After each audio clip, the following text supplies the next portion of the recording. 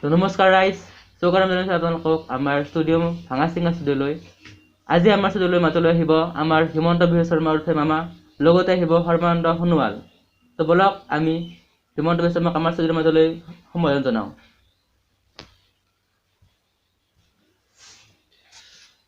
নমস্কাৰ। তো মামাক আজি আমি কেইটামান প্ৰশ্ন সুধিম, যিকেইটা প্ৰশ্ন আমাক ৰাইজৰ ফালৰ পৰা আহিছে। তো মামা, প্ৰথম প্ৰশ্নটো হ'ল, আপুনি ইলেকশ্যন যে খেলিলে, ইলেকশ্যনত আপুনি জিকাৰ কিমান সম্ভাৱনা আছিল? আপুনি চিয়ৰ আছিল নে যে আপুনি জিকিবই?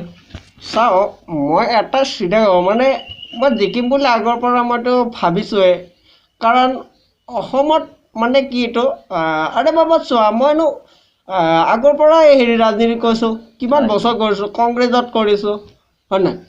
এতিয়াতো মই জিকিম বুলি এইটো মোৰ আছেই ন, সেইটো কনফিডেঞ্চ মোৰ নিজৰ। হয় ন, সেইটোৱে আৰু মই জিকিম বুলি ভাবিয়ে থৈছোঁ আগতে, সেইটোৱে আৰু।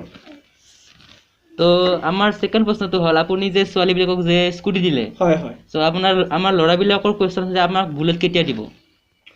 আৰে বাবা আপুনি এইটো চাওক, ছোৱালীবোৰক দিছোঁ স্কুটি, ল'ৰাবোৰক কৈছোঁ যে মই তোমালোকে কি কৰা, নিজৰ নিজৰ গাৰ্লফ্ৰেণ্ডৰ পিছত বহা। আগতে কি কৰিছিল, ল'ৰাই চলাইছিল, ৰাইজক কৈছোঁ কি কৈছিল, ল'ৰাই গাৰ্লফ্ৰেণ্ডক পিছত তুলিছিল, ঠিক আছে।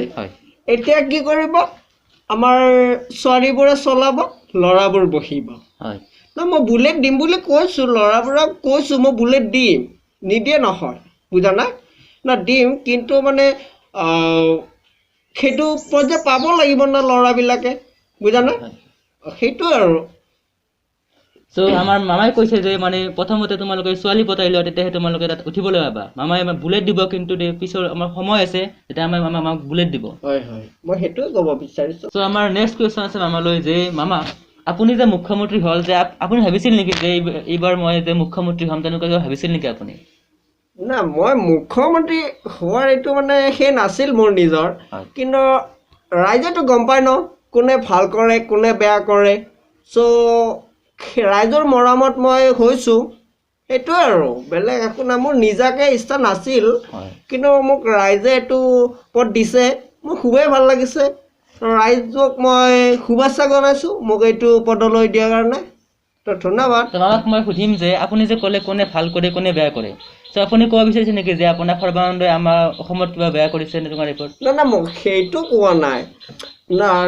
এইটো আপুনি চাওক, ধৰি লওক এতিয়া ৰেলীয়ে হওক বা আপোনাৰ ইলেকশ্যনৰ যিবোৰ মানে কাৰ্যসূচী আমি চলাই আছোঁ ন, তো সেইবোৰত কোনে বেছি হেৰি কৰিছিল, সেইটো আপুনি নিজেই গম পায় ন। ৰেলী কৰা ৰাতি 1-2টালৈ মই কি কৰিছোঁ, ৰেলী কৰিছোঁ না, আপোনালোকে নিউজ চেনেলবোৰতো গমেই পায় এইবোৰ ন, ৰাইজেও গম পায় এইবোৰ, মইনো কৰি আছোঁ ন। সেইটোৱে আৰু, মই এইটো ভাল লাগিছে, তো ভালে সুধিছে আপুনি প্ৰশ্নকেইটা, ভাল লাগিছে মোৰ।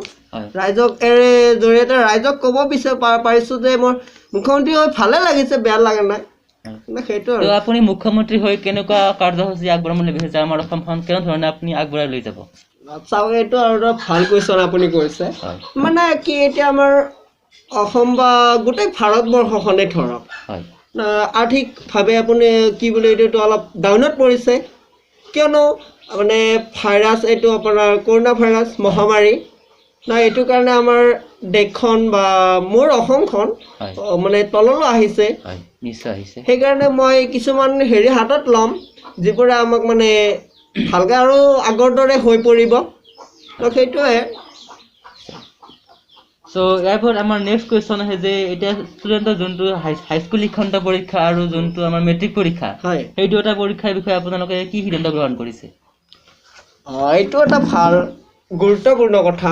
মই ছাত্ৰ ছাত্ৰীবিলাকক কৈছোঁ, তোমালোকে পঢ়ি থাকা, পঢ়াটো কি নেৰিবা, কিয়নো পৰীক্ষা মানে ভাইৰাছ এটা এনেকুৱা বস্তু, মানে কেতিয়া যায়, মানে কেতিয়াই কি লাগে দেহত কোনেও নাজানে। আপুনি ঠিকেই ভাবিছেনে, বুজি পাইছে নহয়? মই বুজি পাইছোঁ। মানে ভাইৰাছটো এনেকুৱা বস্তু, কেতিয়া আপোনাক আক্ৰমণ কৰিব পাৰে বা মোকো কৰিব পাৰে, হয় নহয়?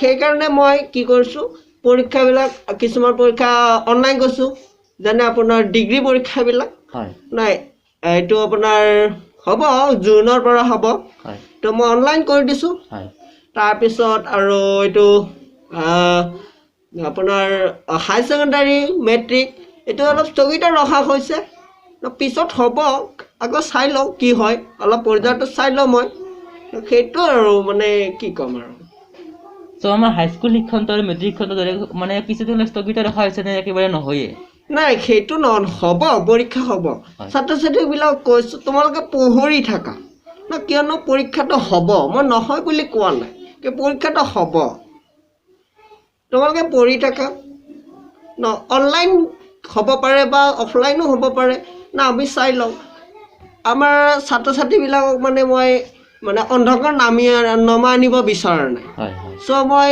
অফলাইনো কৰি দিব পাৰোঁ সেইটো আৰু চ' মামা আপোনালৈ আৰু নেক্সট কুৱেশ্যনটো হৈছে যে আপুনি যে জিকিলে তাৰে পাৰ্টি হিচাপে আপুনি আমাৰ ৰাইজক কি দিব খুজিব আমাৰ নতুন জেনেৰেশ্যন ল'ৰা ছোৱালীবোৰক আপুনি কি দিব পাৰ্টি হিচাপে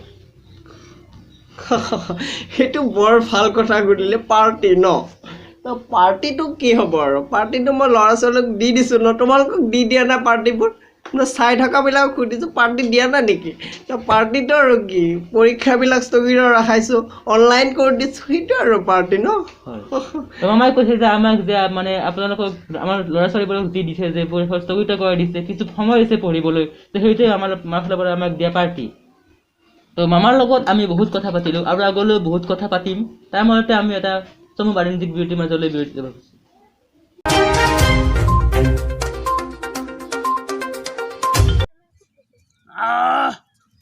কি দাদা কেপি হন্তে দাদাগিৰি আপুনি কি হেৰে তাত মাছে আংৰাৰে তাত মাছে জেলিৰা হ'ব সকলোকে কৈছোঁ এই কন্যাবালা লগ আৰু দাঁতত এনেকৈ খহি দিয়ক সকলো বেমাৰৰ পৰা হাত সাৰি থাকিব পাৰিব কন্যাবালা এটাকে কন্যাবালা কি জিন্দাবাদ জিন্দাবাদ